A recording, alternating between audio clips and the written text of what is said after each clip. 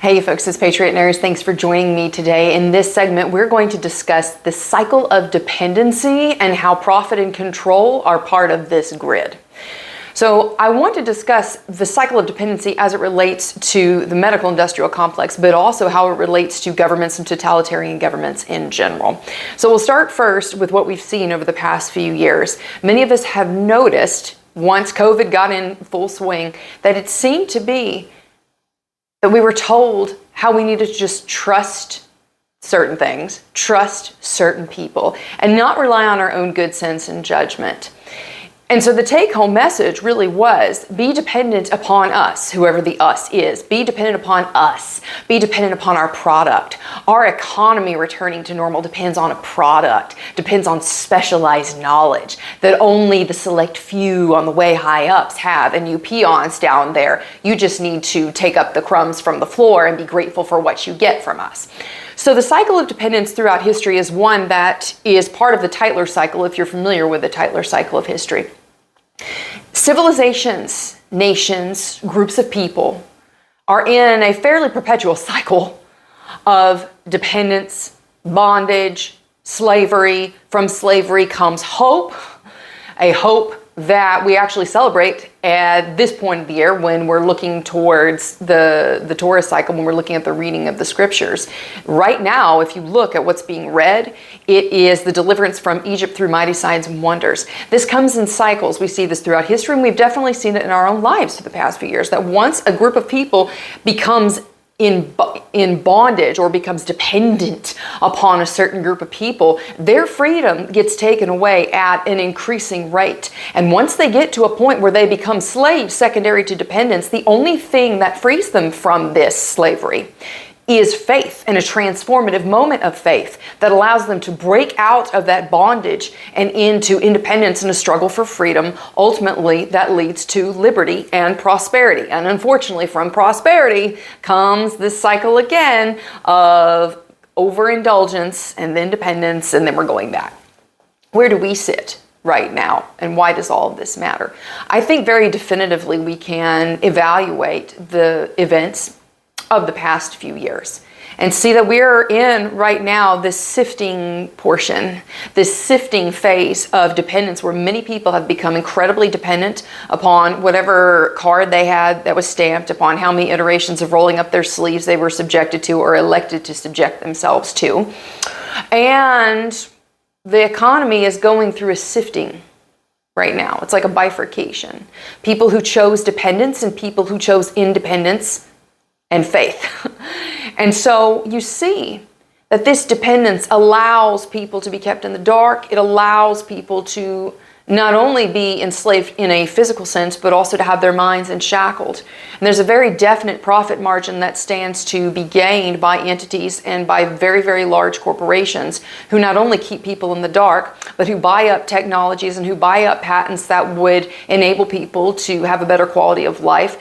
In many cases, these institutions, these groups, these large corporations have a vested financial interest in not only keeping people in the dark, but buying up any alternatives that they would have access to, and then furthermore, allying themselves with governments to conspire to keep people in dependence and in darkness and ultimately into slavery and subjugation. But this only lasts for so long. I find it very interesting that over the past few years, one of the key differentials for people as to whether or not they elected to make certain choices about their health or they elected to just swallow the party narrative was their faith.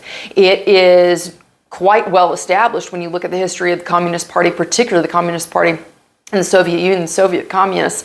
They tried and sought to obliterate any vestige of faith-based adherence, because they recognized that faith is an integral part of any individual's ability to withstand tyranny, to resist tyranny, ultimately to rebel and demand liberty and freedom. So when you consider, there are two very obvious beneficiaries from the cycle of dependence. That is groups of people who stand to benefit monetarily, and also people who stand to benefit from a control standpoint. Oftentimes there's a nexus, and this is where we get fascistic alliances. So what we've seen over the past few years is a growing trend of people who say enough is enough. I don't want part of this system. I'm electing to take charge of my own health. I don't need to be crippled into dependence and into a darkness and a blindness that you guys would have me believe is inherent in being a peon down here. I believe that God gave me wisdom. I believe that God gave me discernment. And I believe that God gave me His Spirit in order to make choices in times like this, where you have an abundance of and an influx of input, but a scarcity of wisdom.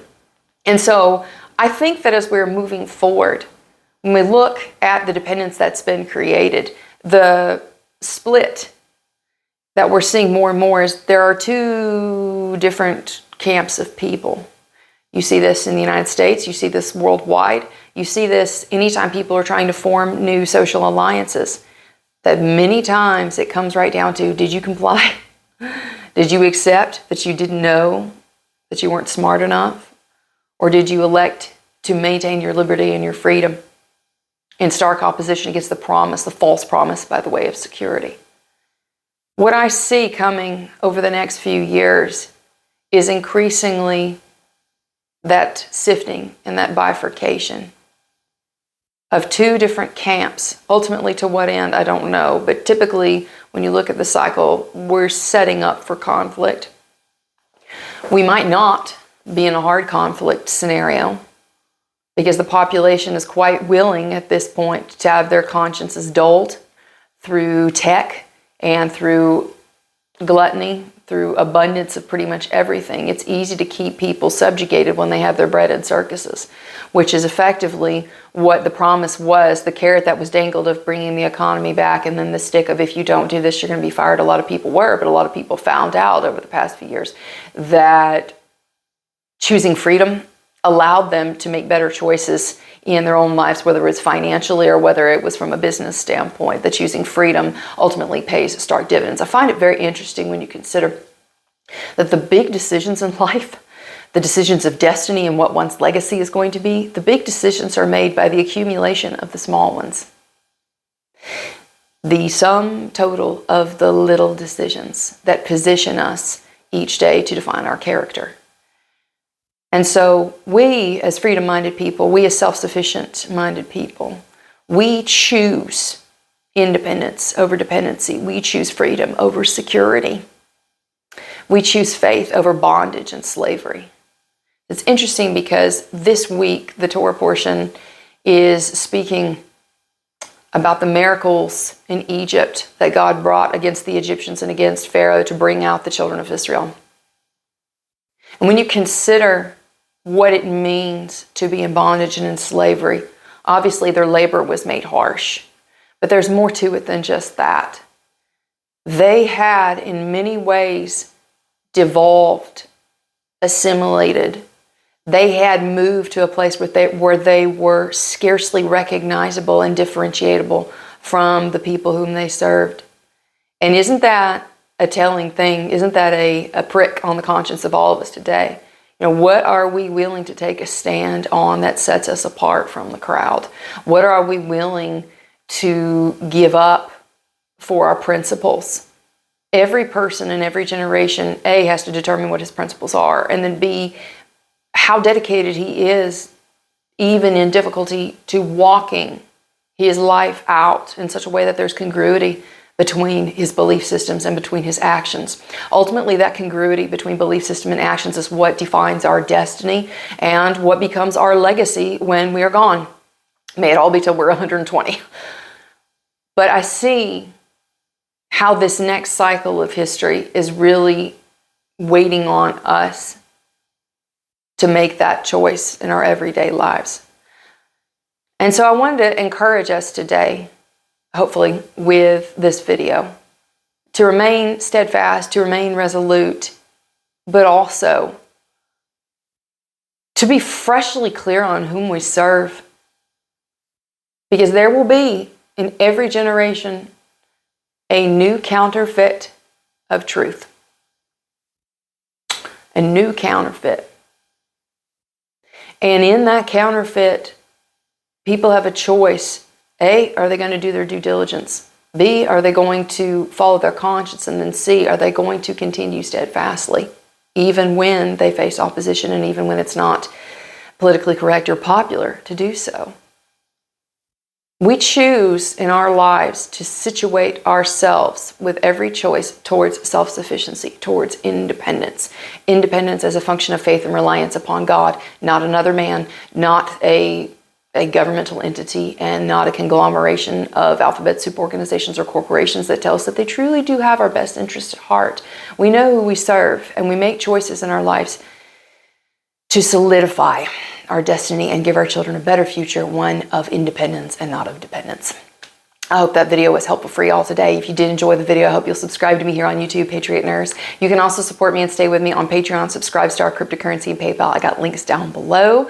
I will be teaching in-person classes this year. You can find the full schedule at the website, thepatriotnurse.com. We'll be going to Knoxville, Tennessee, Keller, Texas, which is the Dallas area, Orem, Utah, which is the Salt Lake area, and then also Kalispell, Montana.